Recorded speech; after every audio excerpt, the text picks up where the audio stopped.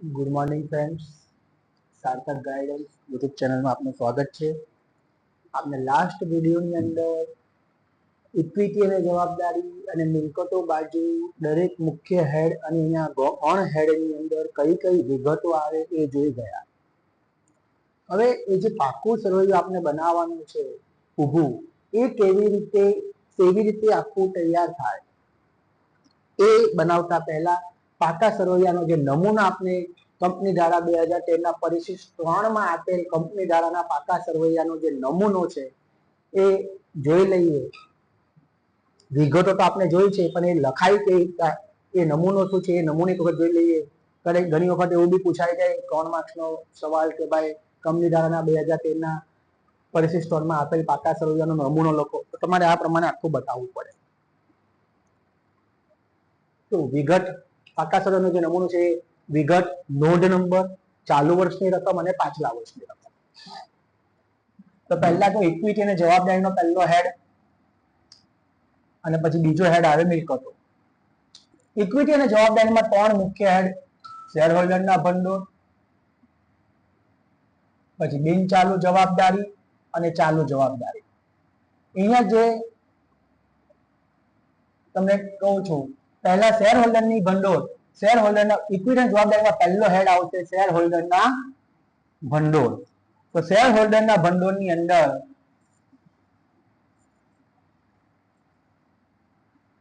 પહેલો હેડ આવશે શેર મૂડી. આપણે જ્યારે વિગતો ચલાવતા ત્યારે લખતો હતો શેર મૂડી 1 નંબર, અનામત અને વધારો 2 નંબર, બરાબર. બંને રકમોનો સરવાળો 2 વર્ષની માહિતી હોય તો આ રીતના સરખાવવાની હોય. તમારી પાસે બધી એક જ વર્ષની માહિતી હશે, એ બંનેના હેડ અહીંયા લખવાના અને આઉટર કોલમમાં એનો સરવાળો. એ બંને હેડને શેર મૂડી અને અનામત અને વધારો. તો અહીંયા શેર મૂડીમાં ઇક્વિટી શેર મૂડી, પ્રેફરન્સ શેર મૂડી, શેર જપ્તી માઇનસ બાકી હપ્તા.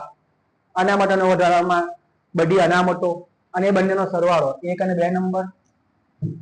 શેર વહેંચણી બાકી છે એવા અરજીના આખા દાખલાની અંદર કશે આવશે નહીં, ખાલી આ તો નમૂનો છે એટલે અહીંયા બતાવ્યું છે.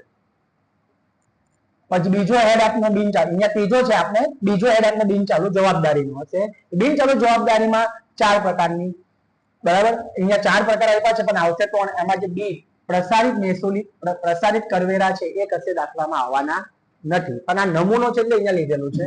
3 જ હેડ આવશે એની અંદર. બિન ચાલુ જવાબદારીમાં 3 હેડ: લાંબા ગાળાના ઓછીના નાના, અન્ય લાંબા ગાળાની જવાબદારી અને લાંબા ગાળાની જોગવાઈ. ઓછીના નાના, જવાબદારી અને જોગવાઈ, એમાં કઈ કઈ વિગત આવે આપણે જોઈ ચૂક્યા છે, બરાબર. તો લાંબા ગાળાના ઓછીના નાના ત્રીજો હેડ, અન્ય લાંબા ગાળાની જવાબદારીઓ ચોથો હેડ અને લાંબા ગાળાની જોગવાઈઓ 5મો હેડ. હવે લાંબા ગાળાના ઓછીના નાનામાં તમે જે બેંકમાંથી લોન લીધી હોય, ડિબેન્ચર બહાર પાડ્યા હોય, જાહેર થાપણો, બોન્ડ, બરાબર, એ બધી વિગતો. અન્ય લાંબા ગાળાની જવાબદારીઓ તો બે આવી અન્ય લાંબા ગાળાની જવાબદારીઓ છે, બરાબર. ડિબેન્ચર પરત પ્રીમિયમ અને પ્રેફરન્સ પરત પ્રીમિયમ. ને લાંબા ગાળાની જોગવાઈઓની અંદર જે કર્મચારીઓની જોગવાઈઓ છે, પેન્શન, પ્રોવિડન્ટ ફંડ, કર્મચારી કલ્યાણ ફંડ, આ બધી જે વિગતો આપણે જોઈ ગયા એ તમામ વિગતો અહીંયા આવે લાંબા ગાળાની જોગવાઈઓમાં. પછી ત્રીજો હેડ, અહીંયા ચોથો પણ આપણે જ્યારે પત્રક લખીશું એમાં ત્રીજો હેડ હશે ચાલુ જવાબદારીઓ. ને ચાલુ જવાબદારીની અંદર પહેલો હેડ ટૂંકા ગાળાના ઓછીના નાના. જો અહીંયા બી ઓછીના નાના, અહીંયા બી ઓછીના નાના, અહીંયા બી જવાબદારી, અહીંયા બી જવાબદારી, જોગવાઈ, પણ ખાલી એક વધારાનો હેડ વચ્ચે આવે વેપારી દેવા. બાકી સેમ છે, પેલા બધું લાંબા ગાળાનું હશે, અહીંયા બધું ચાલુ અને ટૂંકા ગાળાનું હશે, બરાબર. ચાલુ જવાબદારીમાં ચાલુ અને ટૂંકા ગાળાનું હોય. જેના કઈ ટૂંકા ગાળાના ઓછીના નાના 12 માસથી ઓછા સમયમાં જે તમારે પરત કરવાના હોય એવા ટૂંકા, crash credit, bank overdraft, loan લીધી હોય ને 12 માસમાં પરત કરવાની હોય, ડિપોઝિટ કોઈ 12 માસમાં પરત કરવાની હોય તેવી જવાબદારીઓ.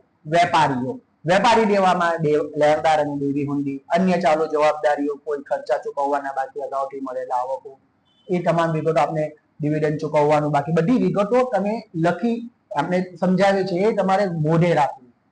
ટૂંકા ગાળાની જોગવાઈઓમાં માત્ર 2 જોગવાઈઓ: કરવેરાની જોગવાઈ અને સૂચિત ડિવિડન્ડ. એટલે આ તમને તમારું ઇક્વિટી અને જવાબદારી બાજુના બધા હેડ આવે. હવે દરેક હેડની રકમમાં આ યાદ રાખો, શેર મૂડી તો 1 નંબર, અનામત વધારો 2 નંબર, લાંબા ગાળાની જોગવાઈ ઓછીના નાના 3 નંબર, અન્ય લાંબા ગાળાની જવાબદારી 4 નંબર, લાંબા ગાળાની જોગવાઈઓ 5 નંબર, ટૂંકા ગાળાના ઓછીના નાના 6 નંબર, વેપારી દેવા 7, અન્ય ચાલુ જવાબદારી 8 અને ટૂંકા ગાળાની જોગવાઈ 9, એમ ટોટલ 9 હેડ ઇક્વિટી અને જવાબદારી બાજુ આવે. પણ દરેક હેડમાં તમે ટોટલ 3 હેડ છે, એ 3 હેડમાં પહેલો હેડ શેર હોલ્ડરના ભંડોળ, તો એમાં 2 વિગતો આવશે.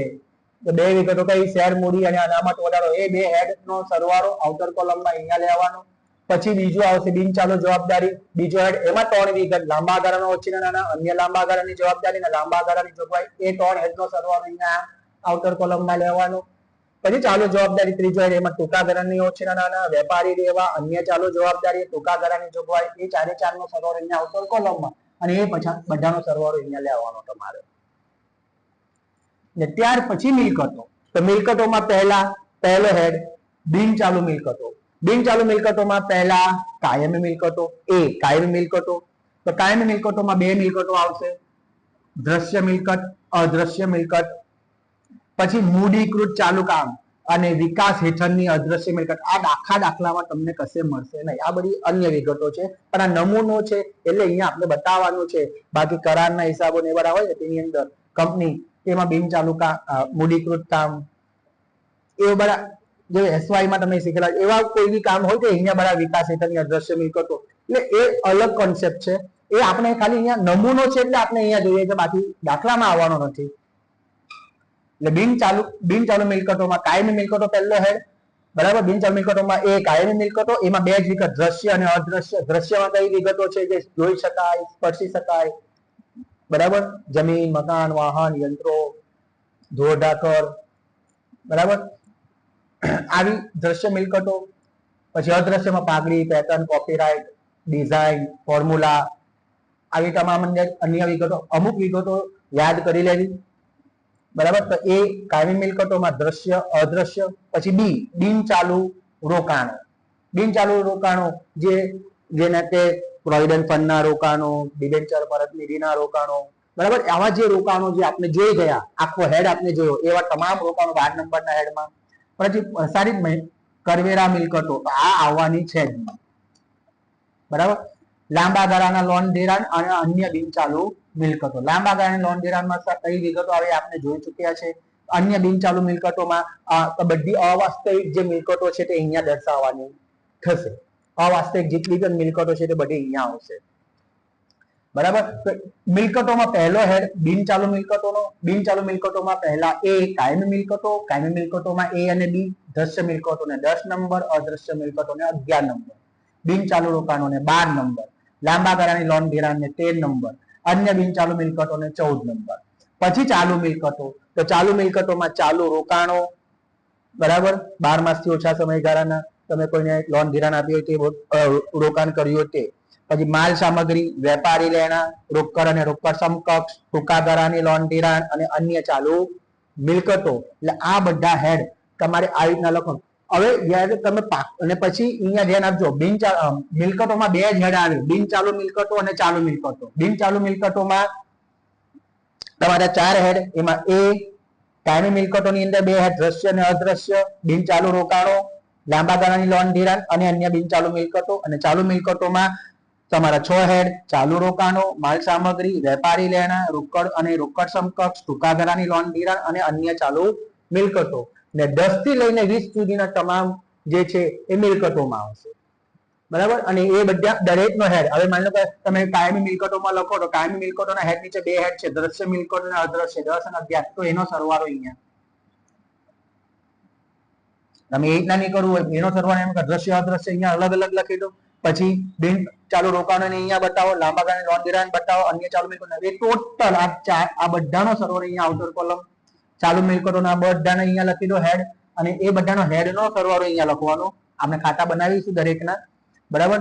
હેડનો સરવાળો, દરેક હેડ આપણે અલગ અલગ બનાવીશું. એ હેડમાં કેટલી વિગતો છે એ લખ્યા પછી એનો સરવાળો અહીંયા લખવાનો, બરાબર. આપણે અલગ હેડ બનાવીશું ને એ સરવાળો અહીંયા લખવાનો, ને એ સરવાળો પછી આ બંનેનો સરવાળો અહીંયા, ને આ સરવાળો ને આ સરવાળો સેમ થશે. એ આપણને ખબર જ છે પાકું સરવાળું એટલે. તો આ પ્રમાણે તમારે જ્યારે પાકું સરવાળું તમે બનાવો છો ધ્યાનમાં રાખજો કે તમને અહીંયા જે બધી વિગતો બતાવે છે ને એ વિગતો તમારે ત્યાં બતાવવાની નથી. જે નથી બતાવવાની તે આ ચાલુ કામ, વિકાસ, ત્યારે ખાલી નમૂનો છે એટલે એની અંદર તમને આ લીધી છે, બરાબર. બાકી તમારે ડાયરેક્ટ ઇક્વિટી શેર જવાબદારી તમારે પહેલું શેર હોલ્ડરના ભંડોળ, શેર મૂડી, અનામત વધારો, પછી બિનચાલુ જવાબદારી, આવી રીતના તમારે આખું પહેલા પત્રક લખી દેવું. પછી દરેક હેડ નીચે દરેક હેડ નો આપણે ગણતરી કરવાની અને એ હેડમાં જે જે વિગતો આવે છે એ વિગતો દર્શાવી એ હેડનો સરવાળો એ અહીંયા બતાવવાનો છે. ક્લિયર? Thank you.